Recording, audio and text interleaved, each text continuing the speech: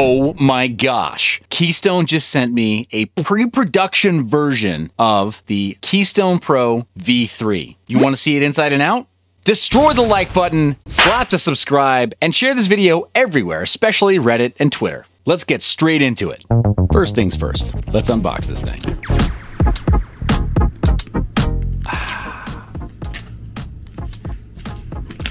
Sweet sound of fresh shrink wrap.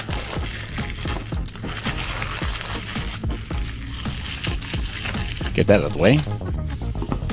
And what's this? Yes, so satisfying. All right, now let's unbox this guy.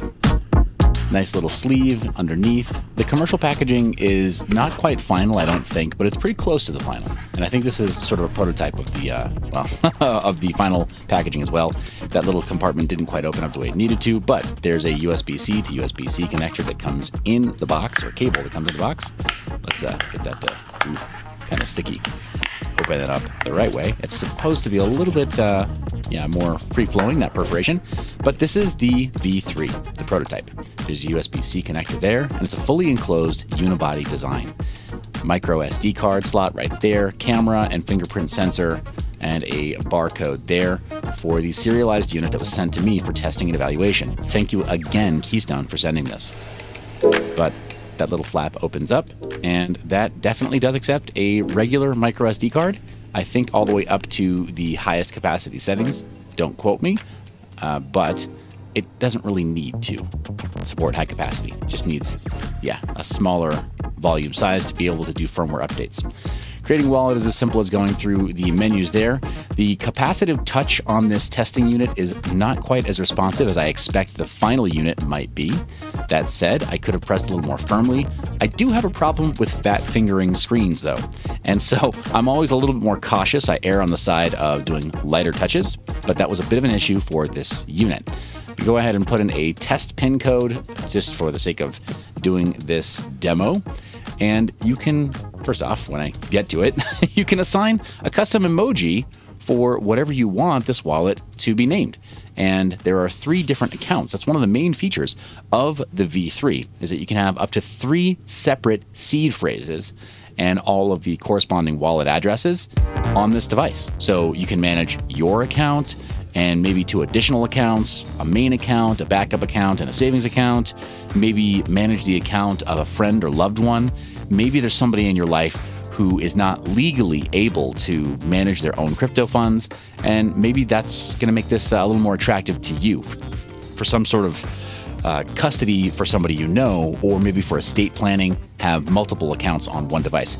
This is huge. It's never really been done on a device like this before.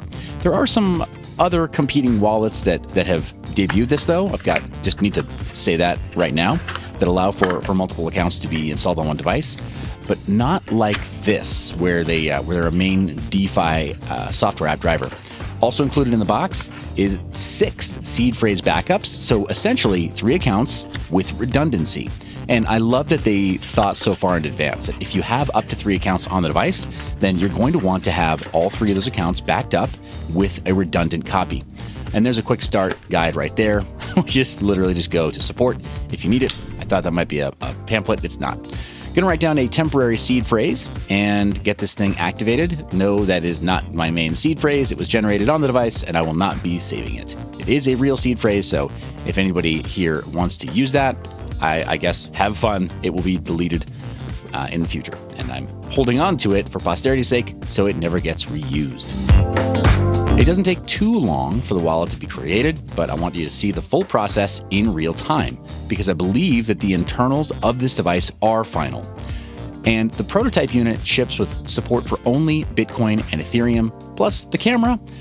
It's an early prototype where there was some, I'll tell you why this camera has low quality in the prototype later on. But suffice it to say, this is not a long-term usage device. The internals do work the way they're supposed to work. You can change the key phrase derivation, and what that means is if you're coming from Ledger Live and you need to restore wallets from Ledger Live, you're going to need to make this change. So Otherwise, use BIP44. I think that is the correct standard, and that's the default in this device.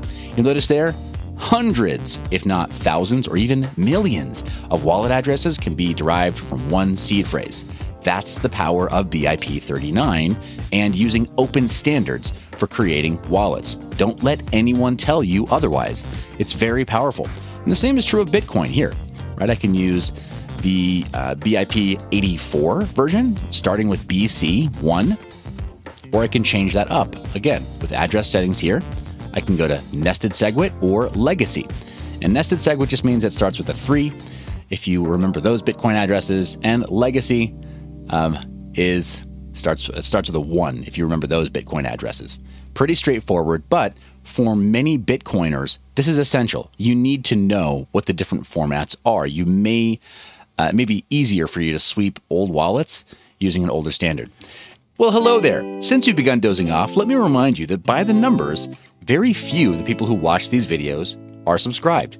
Hit that subscribe button so you're notified when videos like this go live. It's important because companies like Keystone send me devices like this first, before almost anybody else in the entire world.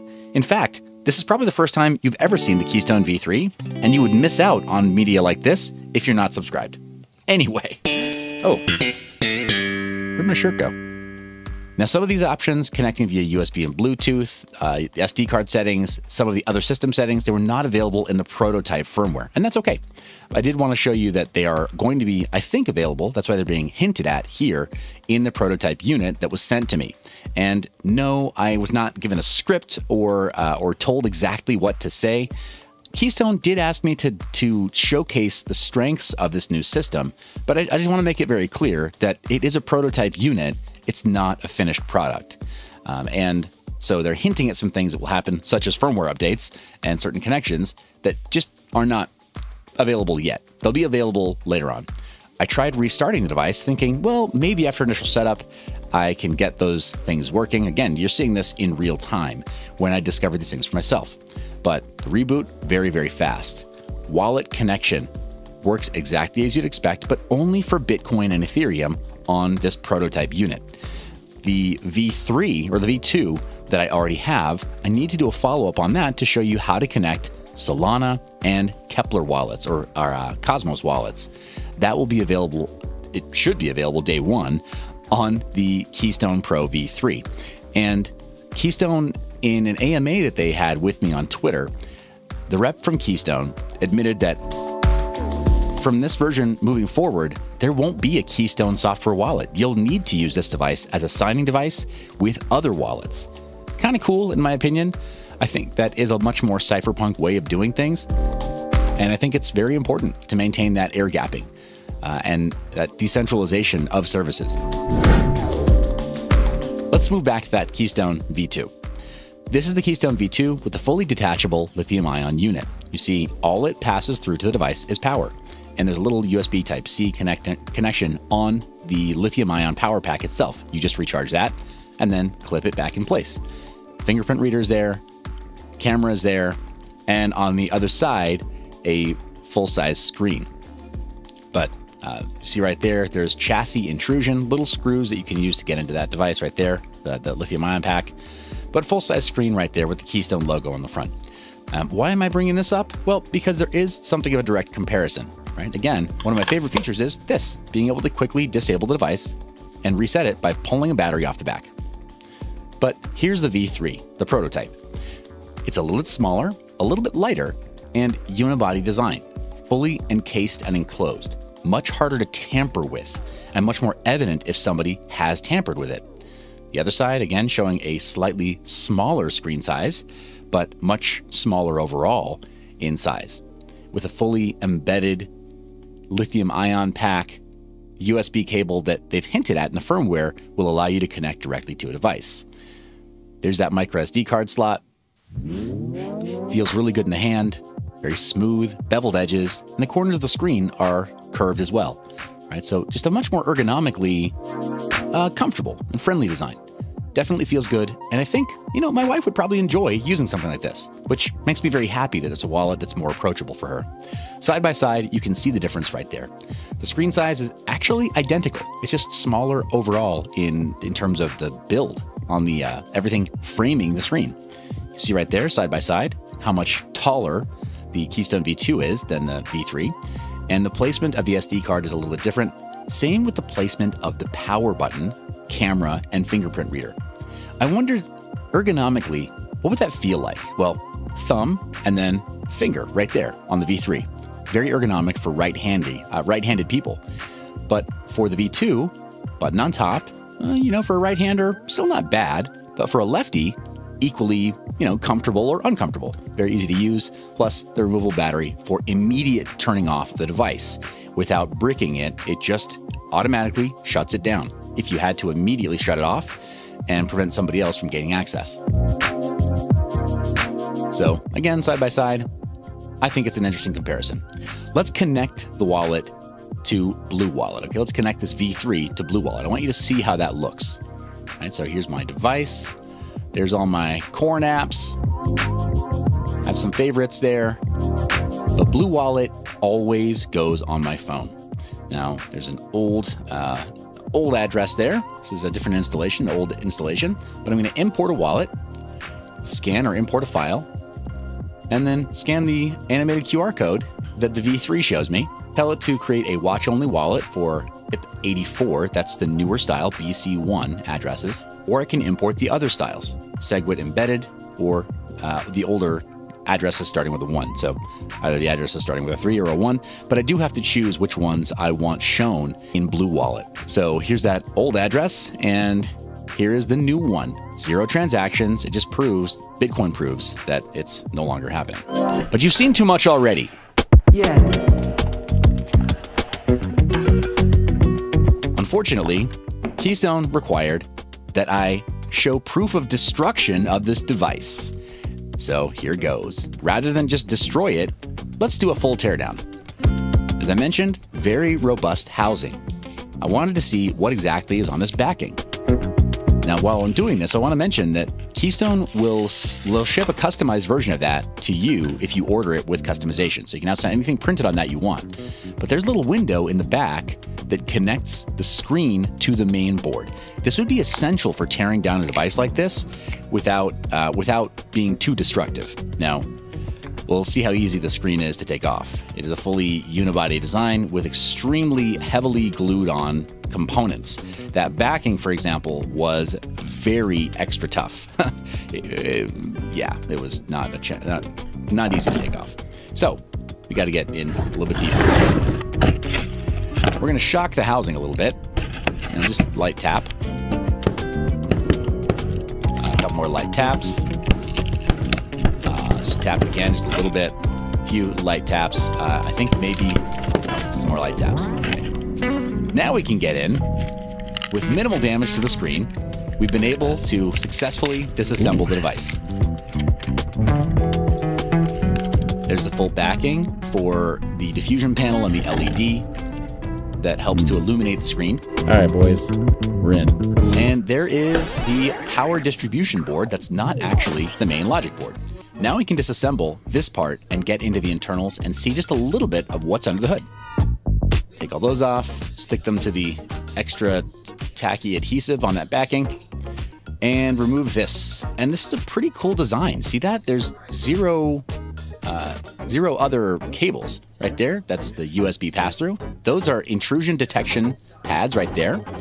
So they're connected to it. And if this were opened up, the device should reset itself. As I understand it, I'll need confirmation from the Keystone team, but that's what the obvious design looks like.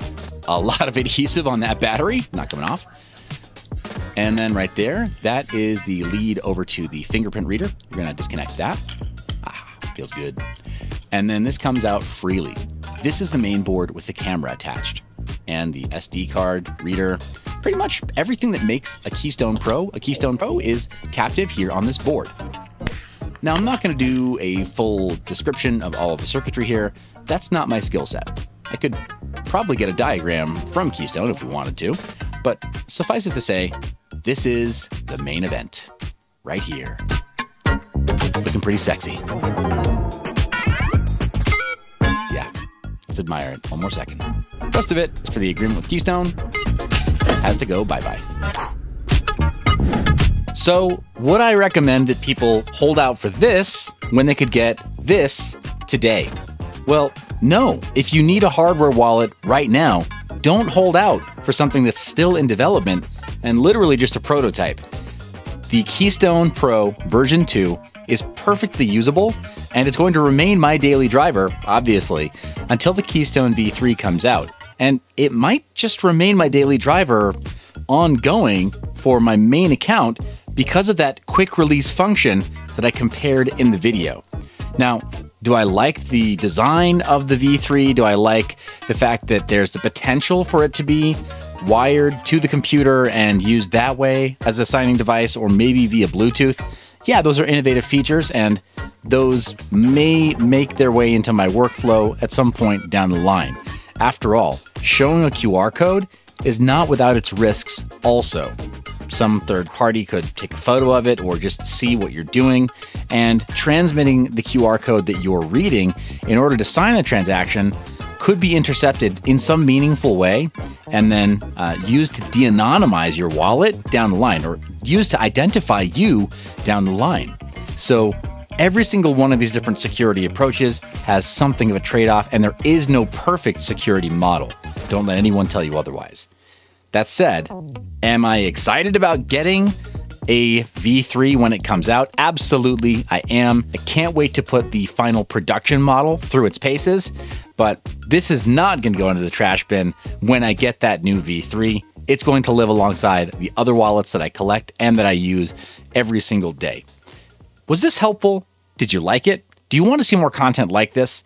If you did, it would mean so much if you subscribed to the channel and shared this video everywhere you can. Thanks for watching to the end. Remember, you're the reason I make this media. I love your face. Remember to stay private and mind your biz.